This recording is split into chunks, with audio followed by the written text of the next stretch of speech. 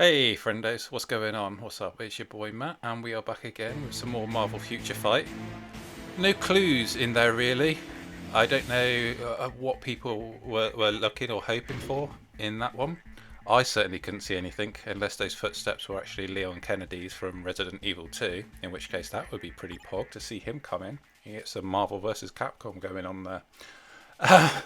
But no, anyway, let's talk about it. So we know now it is pretty much confirmed Tier 4 advancement is going to be a thing.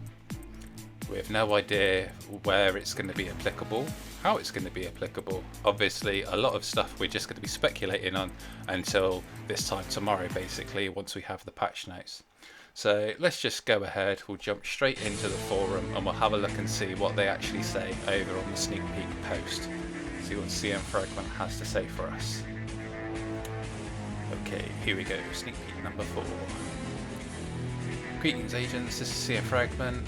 Next stage of power soon comes to Marvel Future Fight. A new upgrade system. And yeah, we've just seen the video. Guess which superhero will be the first? Well, haven't they kind of given that away? There, Iron Man on the tablet. We will announce the details through the update patch notes to come. And you can see they're pretty evenly split. Just to say what side of the fence I'm on, there. I'm loving it. I'm JT and I'm loving it. So let's have a look at the couple. Well, I'll have a look at the first couple. We have one very much anti, and then despite the hilarious name, These Nuts actually comes up with some really great points.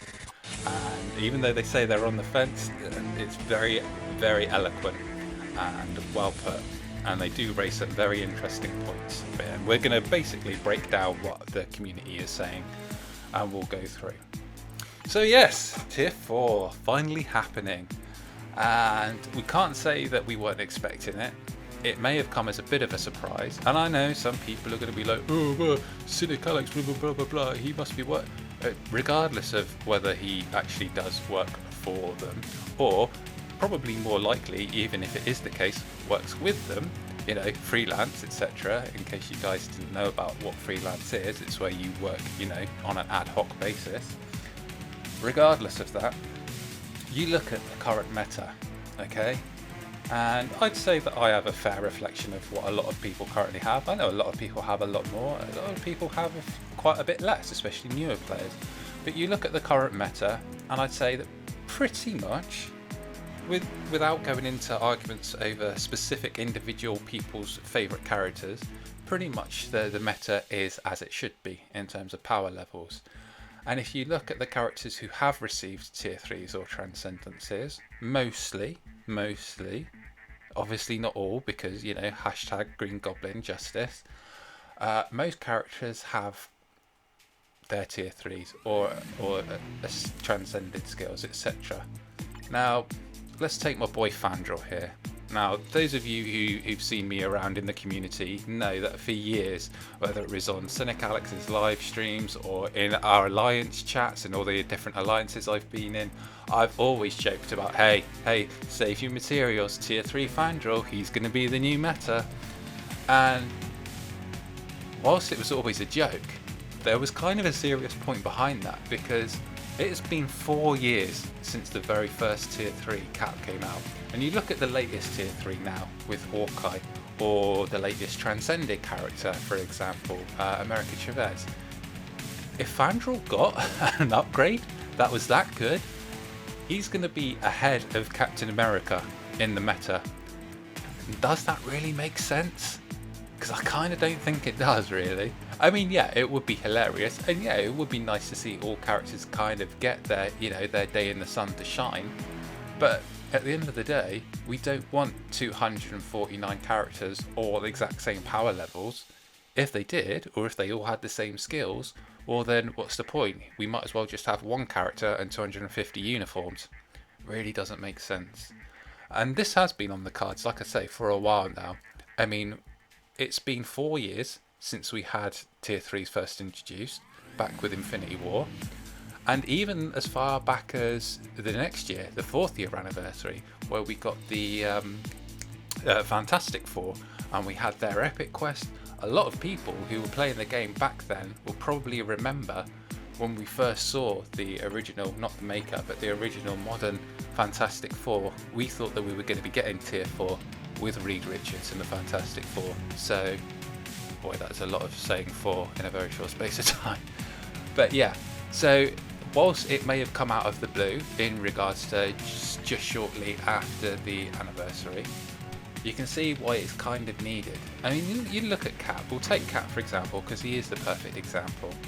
He's had a lot of reworks in terms of uniforms. We've seen him change types, we've seen him change allegiances from hero to villain, and yet the one thing that has always stayed the same, and every time he's got a new uniform, so every other month, we've always said, please, please, please change his tier 3 skill. And they never have. Now don't get me wrong, in terms of the aesthetics, it looks absolutely fantastic. Yeah, it takes a while to charge up here, so we're just going to get through it. But here's the thing, it takes longer to actually charge up the tier 3 skill. See this? Just to get the maximum damage and then let it go. Now it looks great, and it's very much in keeping. And for those of you who ever played any of the Marvel vs. Capcom games, you'll know that that is his charging star. And if you get that reference, then hey, you are just like Cap. Because he too understood that reference. Yeah, there you go. Thanks, Cap. You understood that reference. But it has been needed to change for a while now. Now, I know in the dev notes, they said, we understand power creep is a very real thing. And so you kind of look at the current game mode and you think, okay, if tier 4 is more powerful than tier 3, the same way tier 3 is a huge jump up from tier 2, what content are we actually going to use it in? And that's if it is as big a jump as we were expecting it to be, and a huge bump in stats. Currently, yeah, Ultron is the toughest content. I haven't got very far, mostly because I'm really lazy and I've just been pushing towards Mephisto to get to stage 50 so I can get that CTP. Story mode, I'd love to see them continue story mode, because despite the fact that it's one of the harder, or it was until they made it autoplay, narratively the story is actually really good, and I think it's really underrated. I do worry about newer game modes like Multiverse Invasion. We've seen that come in the latest update, and already it's a cakewalk.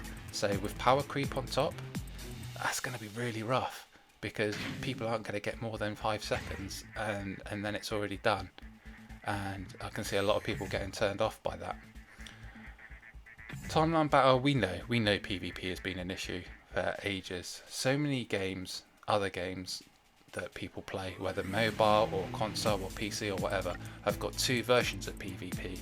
You're like your arena and your Colosseum, basically, or your geared and ungeared, if you ever played the 7 Deadly Sins Grand Cross games. So we really need a full top to bottom rework of that, regardless of if that's going to include tier 4s. And I know that there is another big pressing issue, and that's the materials. We don't know yet if or what or how much materials it's going to take to, ascend or transcend or whatever they're going to call it, upgrade a character to tier 4. And when you have the bunch of new materials that they've given us over the last year and a half, 2 years, and they haven't really increased our budget in terms of inventory space, I can see why that is a pressing concern for some people. I know a bunch of people, and it's happened to me a couple of times myself, where because of all these stupid materials that we've can't get rid of or can't sell or can't combine, you'll go to do some overnight farming for dispatch missions, and I'm not paying 100 crystals just for an extra 10 slots, by the way. That is a rip-off. I really suggest no one does that. But yeah, you go to do farming overnight, dispatch mission, you wake up and you think, it stopped after only 20 runs. Yeah, because inventory's full. Very annoying. So what they're going to do with that remains to be seen. I mean, we all can see here, obviously we need a bunch of different materials to upgrade the gears, and then we all know that for a standard tier 3 then we need CCF, and then for transcended characters it's slightly different, because once you have the gears up, I don't think I've got, is Nightcrawler? No, he's not ready, is he? Damn it.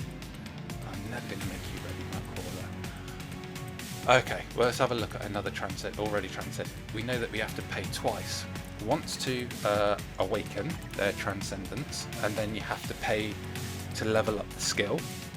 And then once that skill is maxed out, then you can fully transcend the character. Just using Kingo here as an example. Now, whether they'll do that with the tier 4s, I think that's a better route to go down.